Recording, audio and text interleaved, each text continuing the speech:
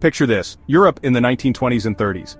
Out of this chaos rises a new political ideology, fascism. Led by charismatic figures who promise order and strength, fascist regimes quickly gained power, plunging the world into another horrific war. Its toxic tendrils continue to snake their way into our modern world, often disguised within seemingly benign political movements. Let's start with the foundation of fascism: extreme nationalism. This is nationalism on steroids. It's the unwavering belief that your nation is superior to all others, a shining beacon of culture and virtue in a world of darkness. Think back to Mussolini's Italy. He promised to restore the Roman Empire, to make Italy great again. Hitler too tapped into this deep well of national pride, convincing Germans they were the master race, destined to rule the world. Extreme nationalism isn't just a relic of the past, it's alive and well today, often hiding behind slogans of patriotism and cultural preservation. Hand in hand with extreme nationalism comes the glorification of military might and violence. Fascist regimes are obsessed with displays of power. Think of Mussolini's black shirts in Italy, thugs who terrorized anyone who dared to question Il Duce's authority. Or Hitler's brown shirts, who went from disrupting political meetings to orchestrating the horrifying Kristallnacht. Even today we see this principle at play in political movements that resort to intimidation, threats, and violence to achieve their goals. Now let's talk about the ringmaster of this whole operation, the charismatic leader.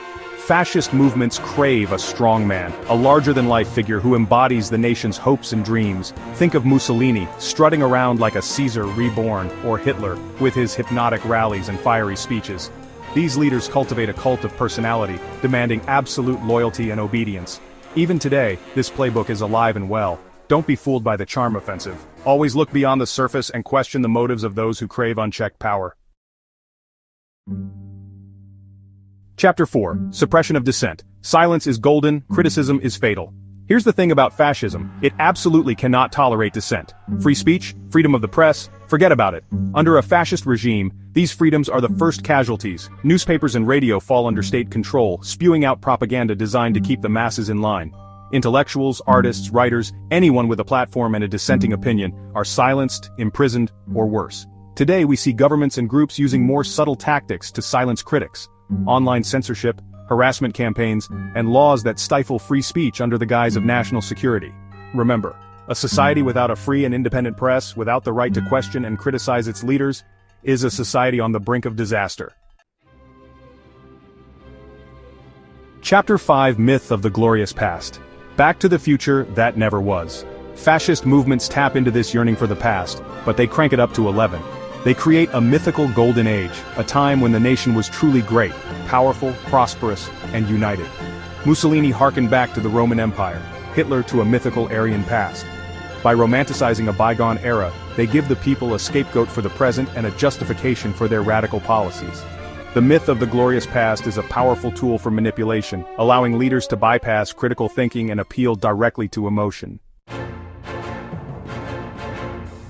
Chapter 6. Scapegoating and Division, the enemy within. Fascist regimes are masters of division. They identify scapegoats, often minority groups, religious groups, or political opponents, and blame them for all the ills plaguing society. The Nazis blamed the Jews for Germany's economic woes, fueling centuries-old anti-Semitism with horrific consequences. Scapegoating is a brutally effective way to create unity through hatred. We see this tactic employed time and time again throughout history, and even today, it remains a chillingly effective tool for those seeking to sow discord and seize power. Chapter 7. Mass Propaganda and Control Engineering Consent. Fascist regimes are obsessed with controlling the narrative. They flood the public sphere with propaganda, carefully crafted messages designed to shape public opinion, demonize enemies, and glorify the leader. In Nazi Germany, Joseph Goebbels, the Minister of Propaganda, was a master of this dark art. Today, we're bombarded with information from a million different sources: social media, 24-hour news cycles, targeted advertising. It's more important than ever to be critical thinkers, to question the information we consume, and to be wary of those who seek to control the narrative. Understanding fascism to avoid its return. So, there you have it, the 7 deadly principles of fascism. From extreme nationalism to the iron fist of militarism, from the cult of personality to the silencing of dissent, from the myths of the past to the scapegoating of the present, And finally, to the insidious control of information itself, fascism is a shapeshifter. By understanding these principles, by recognizing the warning signs, we can become more vigilant guardians of our freedoms.